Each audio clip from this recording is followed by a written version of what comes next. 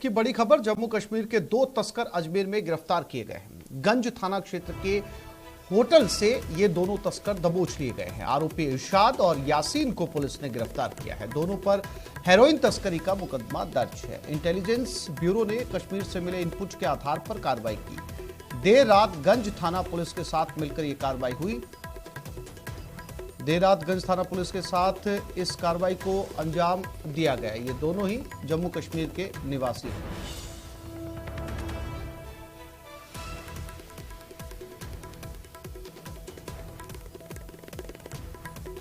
तो गंज थाना क्षेत्र के एक होटल से दोनों तस्कर दबोच लिए गए हैं। इनके नाम हैं इरशाद और यासीन। दोनों ही जम्मू कश्मीर के रहने वाले हैं। जम्मू कश्मीर पुलिस से इनपुट मिला था अजमेर पुलिस को, और मनवीर हमारे साथ जुड़ गए हैं अजमेर से। उनसे बात करते हैं। मनवीर, क्या अपडेट इन दोनों आरोपी तस्करों के बारे में? देखिए, जिस तरीके से इस पूरी कार्रवाई को कल देर रात अंजाम दिया गया है, ये जो पूरा इनपुट था ये जम्मू कश्मीर पुलिस से आईबी को मिला था, और आईबी के माध्यम से आईबी और राजस्थान पुलिस की जो गंज थाना पुलिस है उसकी ये संयुक्त कार्रवाई थी। कल शाम लगभग 5 बजे ये दोनों तस्कर गंज इलाके के एक होटल में पहुंचे थे और वहां रुके थे। उसके बाद में इस कार्रवाई को अंजाम दिया गया है। इरशाद और यासीन नाम के ये जो 2 आरोपी हैं, जिनके बारे में ये बताया जा रहा है कि हेरोइन तस्करी के मामले में इनके खिलाफ कश्मीर के अंदर एक मुकदमा दर्ज है। मूल रूप से ये दोनों आरोपी कश्मीर के ही रहने वाले हैं। लंबे समय से फरार चल रहे थे, लेकिन जिस तरीके का इनपुट कश्मीर पुलिस को मिला और उसके बाद में आईबी के माध्यम से इस पूरी कार्रवाई को अंजाम दिया गया। राजस्थान पुलिस की अगर हम बात करते हैं, महत्वपूर्ण ये है कि अजमेर में ये किससे मिलने आए थे? अजमेर में क्या हेरोइन की तस्करी की जा रही है? अजमेर में इनके कनेक्शन क्या है, ये जानना और भी इस वक्त जरूरी हो जाता है। देखिए, इसमें कोई दो राय नहीं है कि अजमेर जो है वो लंबे समय से नशा तस्करी का ट्रांजिट पॉइंट बना हुआ है। अलग अलग समय पर कई कार्रवाइयां यहाँ पर ऐसी हुई हैं जहाँ पर कि जो बाहर के नशा तस्कर हैं वो यहाँ पर गिरफ्तार किए गए हैं। लेकिन ताजा मामले की अगर हम बात करते हैं तो इन दोनों तस्करों के पास से फिलहाल कुछ भी बरामद नहीं हुआ है।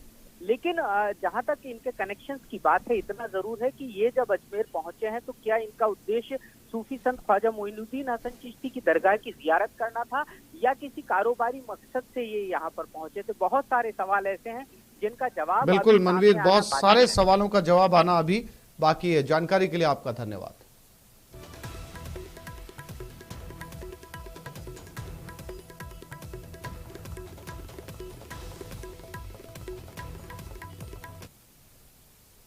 सीकर के फतेहपुर सदर थाना क्षेत्र में आज सुबह भीषण सड़क हादसा हुआ।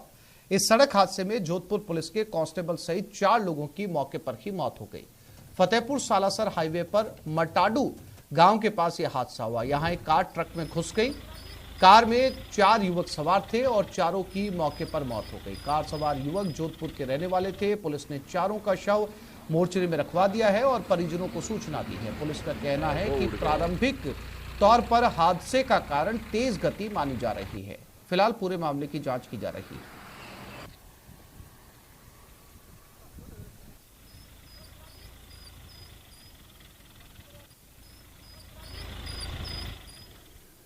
की गाड़ी का एक्सीडेंट हुआ था राजगढ़ सालासर हाईवे पर, जिसमें कार में सवार 4 नौजवान एक्सपायर हो गए। मौके पर उनको डेड बॉडी निकाल कर मोर्चरी में रखवाई गई। परिजनों के आने पर आइडेंटिफाइड हो गए हैं। परिजनों के आने पर पोस्टमार्टम करवा कर अग्रिम कार्रवाई की जाएगी।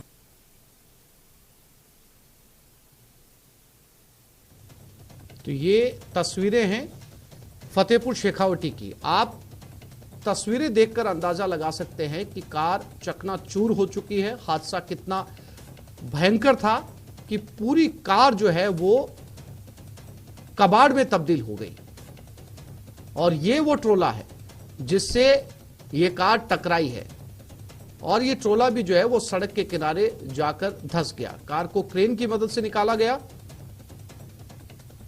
4 लोगों की इस कार में दर्दनाक मौत हो गई, और इस कार की हालत देखकर यह अंदाजा लगाना भी आसान है कि ये कितनी स्पीड में रही होगी। और ये वो ट्रोला जिसके अंदर कार की भिड़ंत हुई।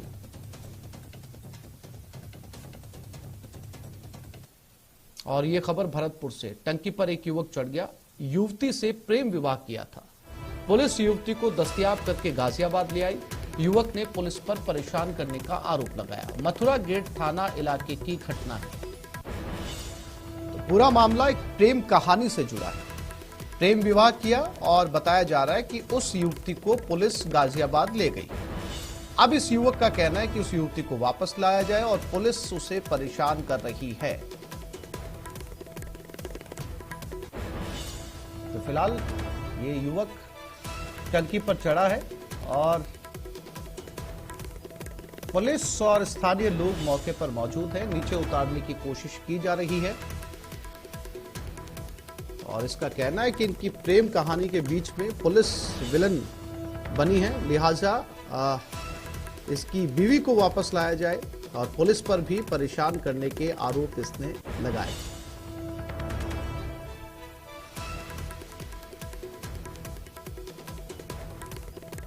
भरतपुर की घटना है।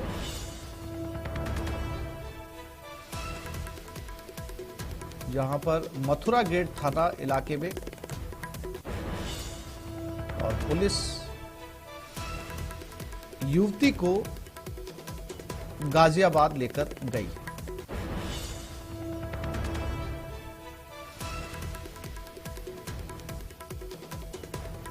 बताया जा रहा है कि इस युवती से इसने प्रेम विवाह किया था। दीपक भरतपुर से हमारे साथ जुड़ गए हैं।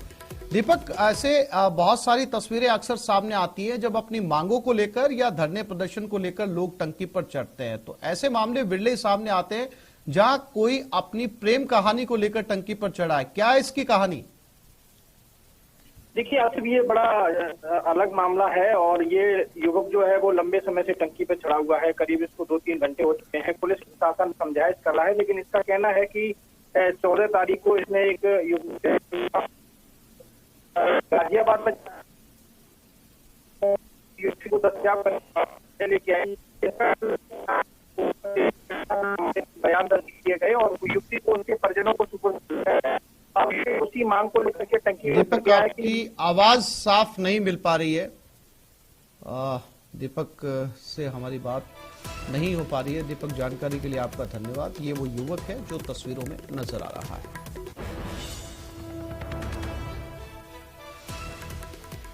और ये खबर सिरोही से में सीवरेज लाइन की सफाई के दौरान मौत का शिकार हुए 3 मजदूरों के शव का गमगीन माहौल में पोस्टमार्टम किया गया।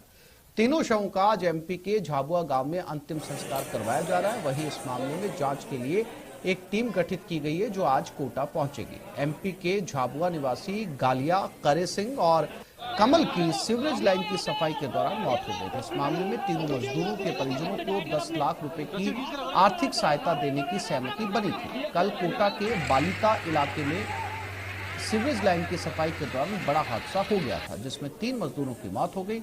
एक मजदूर अचेत हो गया था। हादसे की सूचना मिलते ही पुलिस प्रशासन मौके पर पहुंचा और रेस्क्यू ऑपरेशन शुरू करवाया।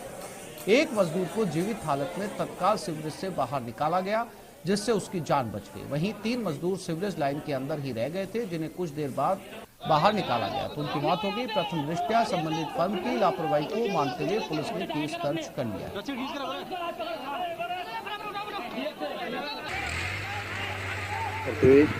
दुखद घटना है कि 3 श्रमिक की मौत हो गई है, जो अभी पोस्टमार्टम करने के लिए यहाँ मोर्चे में रखा गया है।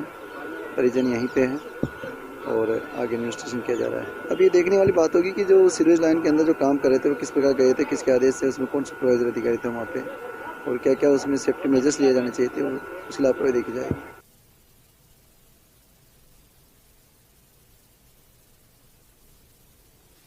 तो सीवरेज लाइन में 3 मजदूरों की मौत हुई है। तीनों ही एमपी के झाबुआ के रहने वाले थे, जो कोटा के अंदर सीवरेज की सफाई कर रहे थे।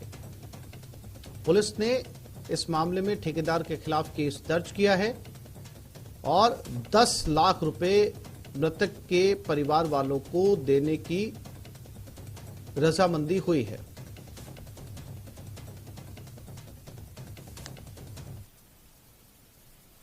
बारा में पुलिस पर फायरिंग का सनसनीखेज मामला सामने आया है। मांगरोल थाने के सामने स्कॉर्पियो सवार बदमाशों ने नाकेबंदी तोड़ते हुए पुलिसकर्मियों पर धड़ाधड़ गोलियां बरसानी शुरू कर दी। इस गोलीबारी में थाने में तैनात 2 पुलिस कांस्टेबल घायल हो गए।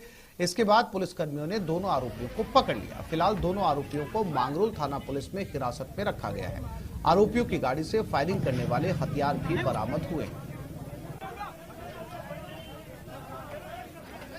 ये सूचना मिली थी कोटा सिटी से कि रानपुर पुलिस स्टेशन है इंडस्ट्रियल एरिया में, वहाँ कुछ बदमाश फायरिंग करके एक स्कॉर्पियो गाड़ी से जिसके नंबर HR थे वो निकले हैं और सफ़ेद रंग की स्कॉर्पियो। तो जिले में जो महत्वपूर्ण स्थान थे उन सभी जगह हम लोगों ने नाकाबंदी करवाई और हमारे मांगरोल क्षेत्र में ये बदमाश जो हैं वो आए, जिसमें SHO रामस्वरूप ने अपनी टीम के साथ मजबूती से मुकाबला किया और SHO की गाड़ी को टक्कर मारकर ये आगे निकले। हमारी दोहरी नाकाबंदी थी, पुलिस स्टेशन के सामने हमारे जो जवान और दूसरी टीम थी उसने इनको रोका और उस रोकने में एक्सचेंज ऑफ फायरिंग हुई। इन लोगों ने पुलिस पर गोली चलाई जिसमें हमारे 2 कांस्टेबल विजय और राहुल उनको चोट लगी, एक को हाथ में दाहिने हाथ की कलाई में और दूसरे को जांघ पर। दोनों का यहाँ पर प्राथमिक उपचार 12 में करवाकर इनको भिजवाया गया है।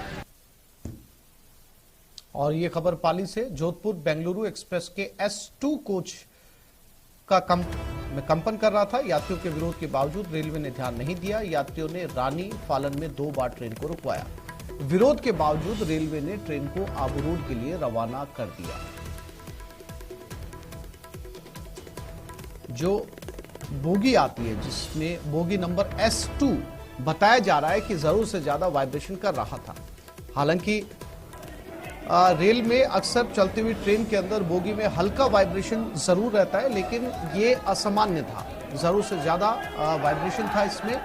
जोधपुर बेंगलुरु के बीच चलने वाली एक्सप्रेस के S2 कोच में, लिहाजा जो यात्री S2 कोच में बैठे थे उन्होंने रेलवे को इससे अवगत करवाया, उसी ट्रेन के स्टाफ को इससे अवगत करवाया। ट्रेन को 2 बार रोका भी गया, लेकिन किसी तरह की कोई खामी नहीं पाई गई तो ट्रेन को रवाना कर दिया गया। श्याम हमारे साथ जुड़ गए। श्याम, वाइब्रेशन ट्रेन में थोड़ा बहुत चलते समय हमेशा रहता है, लेकिन ये असामान्य वाइब्रेशन था, इसलिए ट्रेन को 2 बार रुकवाया गया। बावजूद इसके यात्री शिकायत करते रहे, ट्रेन को रवाना कर दिया। क्या ट्रेन पहुंच चुकी है? ये बात नहीं है तो सामान्य कंपन तो आज सामान्य कंपन हो रहा था।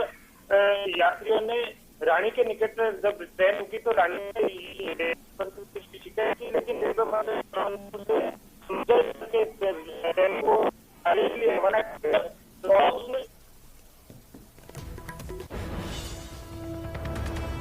श्याम, जानकारी के लिए आपका धन्यवाद। आज तकनीकी खराबी के चलते संवाददाता से आवाज हम तक नहीं पहुंच पा रही है, लेकिन ये जोधपुर बेंगलुरु एक्सप्रेस के बोगी संख्या S2 का मामला है।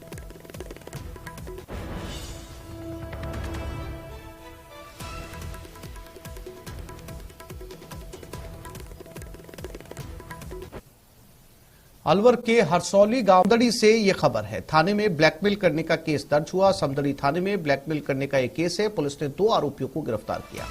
40 से ज्यादा महिलाओं के फोटो वायरल करने की जानकारी है। महिलाओं से दोस्ती कर ब्लैकमेल करने का मामला था। मामले की जांच में पुलिस जुट गई।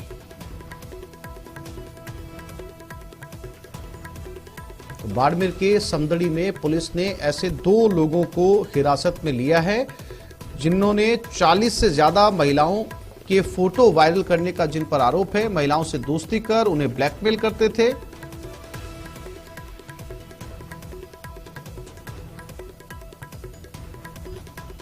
समदड़ी थाने में ब्लैकमेल करने का केस दर्ज किया गया है।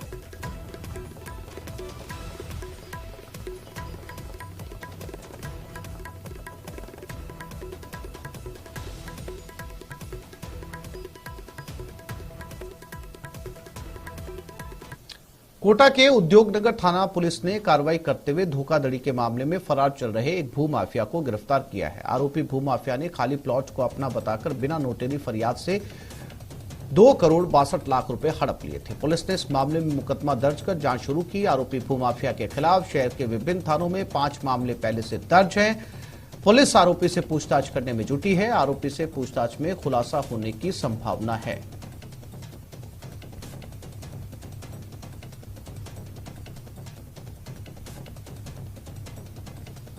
तो ये कोटा से खबर है, जहां धोखाधड़ी के मामले में एक को पुलिस ने हिरासत में लिया है, खाली प्लॉट को अपना बताकर बेच दिया।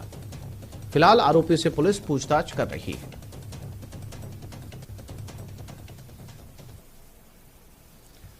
यह खबर टोंक से टेंट हाउस के गोदाम में भीषण आग लग गई। गोदाम में आग की चपेट में एक मकान भी आ गया। मकान और गोदाम में लाखों का सामान जलकर राख हो गया। टेंट हाउस के गोदाम में यह सामान रखा था। गोदाम में खड़ी कार भी जलकर राख हो गई। आसपास के मकानों में दरारें आ गई। 3 दमकलों ने मिलकर आग को बुझाया। दूनी तहसील के आवा गांव की यह घटना है और ये है उस भयानक आग की तस्वीरें जो कि एक टेंट हाउस में लगी हैं। दौलत हमारे साथ जुड़ गए टोंक से। दौलत, ना केवल टेंट हाउस जला बल्कि इसने आसपास के मकानों को भी अपनी चपेट में ले लिया। जी बिल्कुल, मैं आपको बताना चाहूंगा कि टोंक जिले की आवा गांव है। यहाँ पर देर रात टेंट हाउस के गोदाम में आग लगी और आग इतनी भयानक थी कि इसी टेंट हाउस जिसका है उसका पास में ही मकान है, वो पूरी तरह से जलकर मतलब चपेट में आया और आसपास के जो घर हैं वहां पर भी दरारें आई है। इस टेंट हाउस के गोदाम में जो लाखों रुपए का जो सामान रखा था वो पूरी तरह से जलकर राख हो गया। या एक कार रखी हुई थी वो भी जलकर राख हो गई और साथ ही साथ इस पूरी आग को बुझाने में करीब 6 घंटे मशक्कत करनी पड़ी। 3 से ज्यादा दमकल यहाँ अलग अलग समय पर पानी से आती रही और रात भर कोशिश करती रही, तब जाकर के आग पर काबू पाया गया। इस दौरान वहाँ के जो सरपंच है वो और पुलिस भी मौके पर रही और बड़ी मशक्कत के बाद में आग पर काबू पाया गया। जी, जानकारी के लिए आपका धन्यवाद दौलत।